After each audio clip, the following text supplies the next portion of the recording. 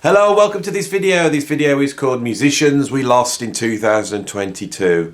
I'm recording this on the 28th of December 2022, so this is highly likely going to be the last video I'm going to film this year.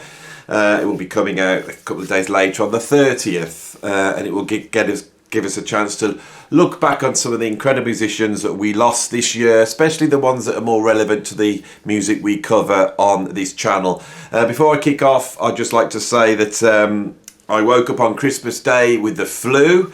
I wasn't able to get out of bed. I was pretty much, full on temperature, absolutely out of it. I was out of it for about 3 days. So I've had no Christmas. And I'm still feeling really rough today. So I apologise if I seem a little even more vague and unable to grasp at facts, and unable to piece together reasonable sentences. But I thought I wanted to film a video. I wanted to film one last video this year. It's been an incredible year for the channel, but I thought I really wanted to film something before the year was out and really talk about some of the musicians we've lost, because we've lost some giants this year.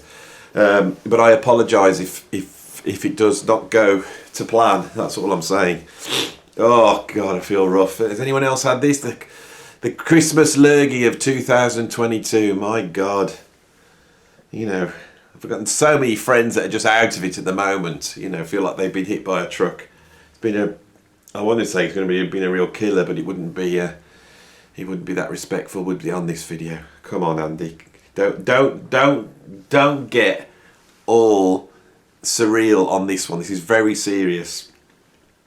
And it's a shock, isn't it? We all grew up listening to rock and roll and jazz and fusion and all the great legends that we grew up with, which back in the 70s and 80s when we were listening to them were mere kids themselves, and now so many of these people are now in old age, advanced old age, and people are passing away at a hell of a rate, and sometimes you can forget who actually has gone. And so when I was a kid, I remember I used to have my encyclopedia of rock and roll, the Rolling Stone Encyclopedia of Rock and Roll, and if in a newspaper or on the television they announced a musician's death, I would write it in to try and keep track on who was around and who wasn't around, and so often it would take years and years to find out a musician had died. I can remember finding out about a full 6 months to a year later that Jaco Pastorius died, and that happened to be just running into a fellow bass player, sort of musician that I knew in a pub, and he said, "Oh, have you heard about Jaco Pastorius?" No, didn't know. I can remember hearing that Tony Williams died.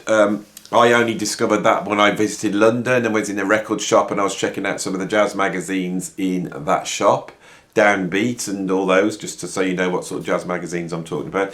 And they'd said, I read in one of their Tony Williams had died. So, but now, of course, on Facebook, we, every couple of days you'll see the announcement somebody has died, and it's a shock, and everyone pays their respects, But for different reasons now, because we're so inundated with this material, we can sort of forget that this that someone has gone, and it's interesting, just to go back a few months. So it's quite a shock, going back over the whole year and going, oh my God, yes, so and so died. And in January, we had one of the biggest musicians on the planet die, which was Meatloaf. Meatloaf, I think, for me personally, when I heard "Bat Out of Hell" as a young man, I was really, really impressed with it. Subsequent listings to Meatloaf, I wasn't so enamoured. But I think he goes down in history with "Bat Out of Hell." Now, "Bat Out of Hell" as an album is really interesting for me. I would say it's a very good example of US prog. I've stated on this channel that I feel a lot of the American prog bands are very, very influenced by British prog, and they're sort of doing often something that's a little bit removed from that, which is loses some of the strength because of that, a bit faux. But with Meatloaf comes up with his own take on rock and roll excess, mixed with a sort of visceral Wagnerian sense of classical pomp, shot through a sort of Phil Spector aesthetic. which is all of his own. Bat Out of Hell, of course, is an out-and-out prog track, nestled on an album that deals with prog imagery. I think the album cover is probably one of the most greatest progressive rock album covers in history. Is the album prog? No, the album's got all sorts of different things on it. Takes you on a big journey, you know. But that sort of conceptual overview that album has is very powerful. When I did my history of prog, one of the things that was really interesting is I made the case that actually once prog had got underway and gone through that classic period in the early 70s, it actually starts to reevaluate itself. And I don't think it's punk that makes prog draw itself in. I think it was all different things that were going on in the music world at that moment. I think the musicians had always been open, that is the nature of progressive rock, to what's going on around them, and they naturally changed. And what we get actually by the end of the 70s is a whole host of albums which are massively successful that are definitely progressive rock. And I think the example I used was War of the Worlds by Jeff Wayne, which was lost on our American viewers and other viewers from around the world. I could have gone for Queen, you know, Bohemian Rhapsody, but I could equally have gone for Bat Out of Hell by Meatloaf, which were massive albums that were just dripping with prog, but prog drawn in, but without losing all the things that make it prog. Later on, I'd argued that prog then shatters, and those influences are taken on into the mainstream, and we see prog emerging in all aspects of music, and that fact that prog has a far greater influence on 80s music than, say, punk does. And I think if we look at the hits that Meatloaf had throughout the 80s, I think there's a strong argument that they are not prog, but they have a progressive rock sweep about them. Does that make sense? So, you know, Meatloaf, massive artist, big selling artist, and a champion of progressive rock that doesn't necessarily get welcomed into this genre, and I think he should. And so, yeah, that's who we lost in January. Meatloaf. We had another prog great die in February. Ian MacDonald, who was a saxophone flute player, clarinet player, bass clarinet, mellotron, harpsichord, piano, organ, vibraphone. You know, he was the guy that plays the horns on In the Court of the Crimson in the Court of the Crimson King by King Crimson. See, I'm not well. I'm trying my best here. I hope you appreciate this. He also pops up later on Red, of course, another masterpiece by King Crimson. He plays on a Starless, doesn't he? Yes. He's also was a co-founder of Foreigner, in which I think he played keyboards. Yes, I've got it here, because I can't remember all this about Ian MacDonald. He played on the first album Foreigner, and then Double Vision and Head Games. And he played on stuff like Cold as Ice. So yeah, Ian MacDonald, prog legend and rock legend, died in February. So, also in February, we lost Gary Brooker from Procol Harum. Now, I got it in the neck a little bit on my progressive rock history because I didn't mention Procol Harum. Yeah, I didn't mention loads of acts. It wasn't because I'd forgotten them. It's because I was doing this history, whereas I was trying to sort of point out ideas that were going on at that time, not just trying to name check every single band. And I apologise if I didn't mention the bands that you felt I should have mentioned. Of course, Procol Harum were one of those bands at the time that were integrating, you know, sort of classical sounds and classical textures into rock music. And Gary Brooker's, you know, keyboard playing and singing in that band is so iconic. I actually, many years ago, I opened up, when I was playing for Ian Parker, I opened up for Eric Clapton on a gig, and Gary Brooker was on keyboards there, so I got to see him up close and personal. You know, fantastic musician. So we lost Gary in February. In March, it was a big one. Taylor Hawkins from the Foo Fighters, Alanis Morissette died very suddenly. I did a video at the time, you know, of how important I felt these guys were, not only as the musicians they are in the bands, like, you know, like Foo Fighters, one of the biggest bands of the world, but also the fact that they really champion, you know, rock and live music and playing, and I think that's very important. And so a few months later, when we had the Taylor Hawkins concert, the big tribute concert, I did a video on that where I spoke about how moved I was watching all these musicians coming out and being able to see the conduit of a band like the Foo Fighters to a band like Rush and progressive music, and the respect that you could feel for certain musicians when they walked on stage, and the fact that that on the Taylor Hawkins tribute, I also felt that there was a sort of a little bit of a pointing to Neil Peart, who had died the year before. Great loss to the music we like on this channel. So yes, Taylor Hawkins. I'm not going to talk any more about Taylor because there's actually 2 videos on my channel. Oh, I'm trying my best here. Oh, shall we keep going or shall I give up? If you're watching this, I kept going.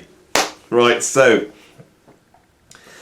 Charlotte Moffat died also in, I think, April. The great Charlotte Moffat that I first became aware of when he appeared on Ask the Ages with Elvin Jones and Sonny Sharrock, which came out on the Axiom label. 2 absolute giants, sort of doing the thing that never happened, actually.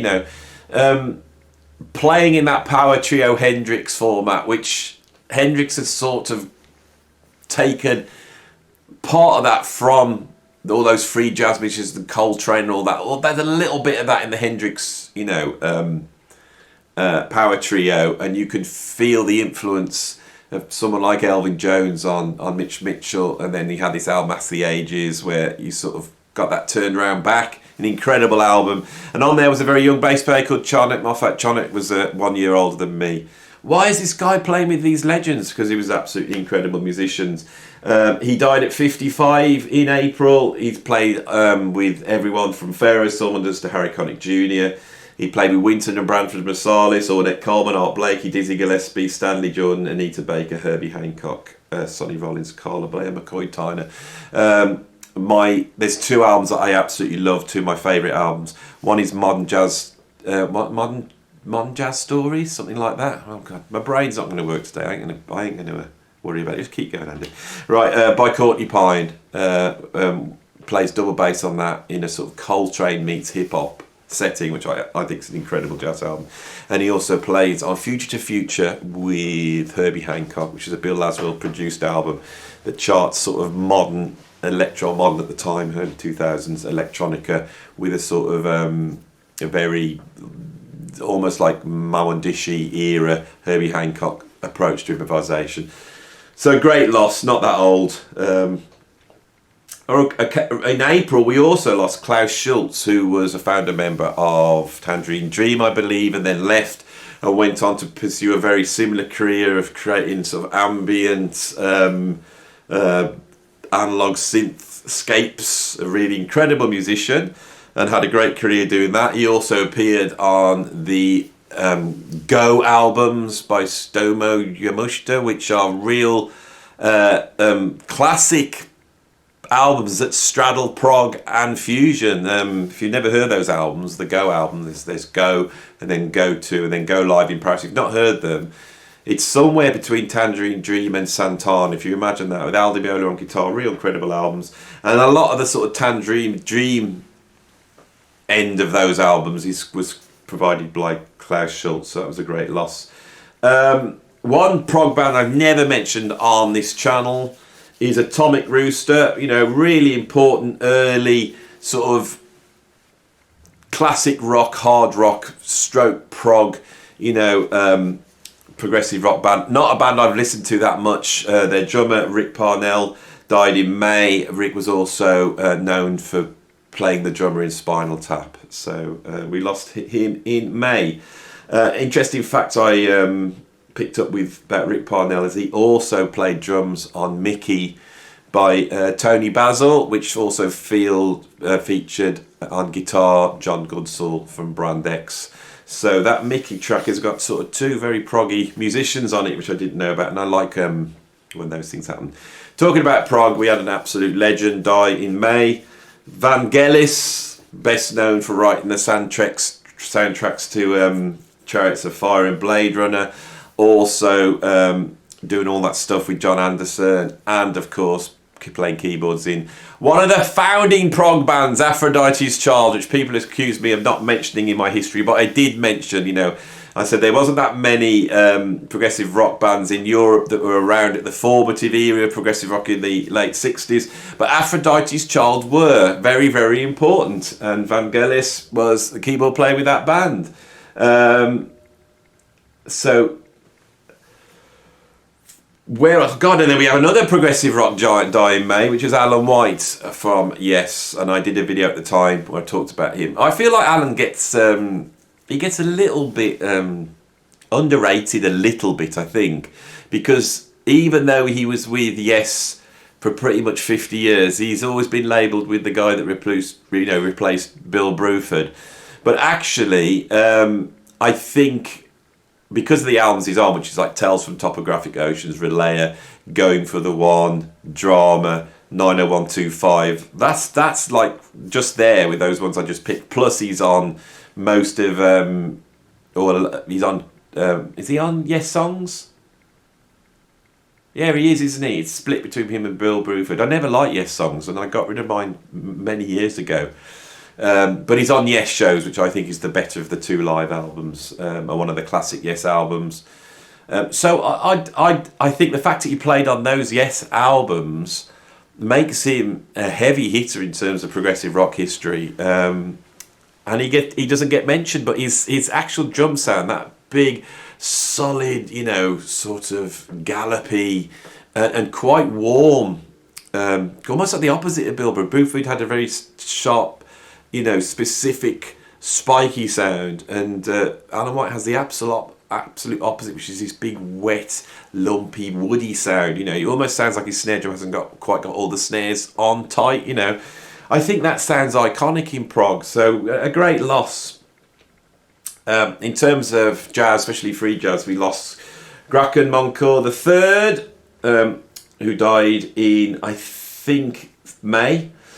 Part of the 1960s free jazz scene, and so many of these musicians are passing or have passed and are very rapidly going into the realm of being forgotten. I think I would love to cover more, you know, free jazz musicians on this channel, but of course it's the kiss of death, you know, but these were really incredible musicians. Anyway, let's keep moving on. So the great Ramsey Lewis,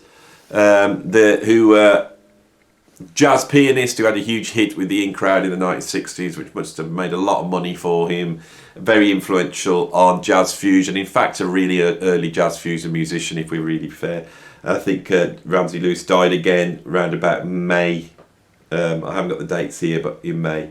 In August, we had an absolute legend, jazz legend die, Joey Francesco, even more relevant for this site because he was a keyboard player in the trio with John McLaughlin and Dennis Chambers, absolute virtuoso Hammond organ player that pretty much brought the Hammond organ back into vogue in the last 20 years or so. Absolute virtuoso, also incredible trumpet player. I did a video on Joey when he died at the time, if you want to go back. Another free jazz legend died in September, Pharaoh Saunders. I nearly did a video about Pharaoh at the time, and I didn't. And I could easily talk here for about half an hour about Pharaoh Saunders. I think Pharaoh Saunders, more than any musician, carried on the intentions and legacy of John Coltrane into the 1970s, especially that spiritual aspect that Coltrane had almost pioneered in jazz. His albums in the 70s take free jazz and move that to a sort of almost hypnotic, trippy point, which then becomes very influential on all aspects of electronic music, ambient music in the late 80s and 90s. And this is really championed by Bill Laswell, who starts to integrate Pharaoh Saunders into all sorts of different settings in the 80s and 90s, which is where I became a huge fan of him. His fusion band he had with Tony Williams and Buckethead called Arcana, Has to Be Heard to Be Believed. And along with guitarists like Paul Borelli, Pharaoh Saunders really did some great free improvised fusion in the 80s and 90s. A very, very important musician. In October, Ronnie Cooper died, the baritone saxophone player who I saw in 1988 with the Frank Zappa band, also played with Steve Gadd in his band. The Gadd Gang, I believe it is, which I haven't been so kind about on here, to be honest. He died at the age of 80 in October. Anton Fier died, I think, in October or November. Anton Fier was a drummer that played in the Golden Palominos. He was also a collaborator with Bill Laswell, has possibly played on many of those albums with Pharaoh Saunders. Really incredible musician who seemed to occupy quite his own world in terms of drumming and music, somewhere between punk and jazz and, some ambience. Very incredibly produced. I've got some Golden Palomino albums, really incredibly produced. I looked into it a little bit more depth about Anton to see what actually happened to him. Because he was only 66 years old, and apparently he'd gone to Switzerland and he'd had an assisted suicide. He wasn't ill at all, he just decided he'd done everything, which was really, really odd.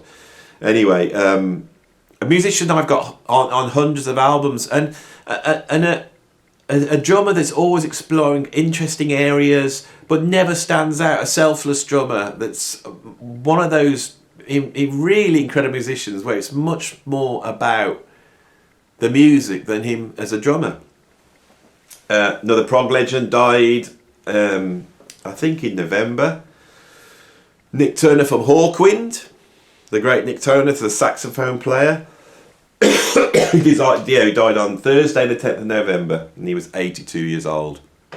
At the other end, miles away from Prog, but I believe in the same area, is Keith Levine from Public Image Limited. It was the guitarist. He also was a co-founder of the Clash in 1976. He died on the 11th of November. I think Public Image Limited is the band where punk really shows its true colours of being much more allied to progressive intentions and ideas than they made out at the time. So we've got next.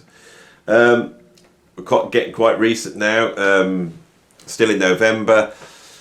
The giant that was Mick Goodrick died, the jazz guitarist who was important not just as a jazz guitarist in bands like Gary Burton, but also as a jazz educator. He had a huge influence on guitarists like Pat Metheny and Schofield and I think Bill Frisell. Very, very important musician in the history of jazz guitar. One of the musicians that really pioneered that idea of the chord scale approach, and the use of, hammer-ons and pull-offs that comes in, the sort of legato technique that takes over from the sort of John McLaughlin picking approach of the 1970s. Very important musician. We had a local musician die in on the 30th of November 1979, the great Christine McVie from Fleetwood Mac, who originally came from just up the road from here and first came to fame playing with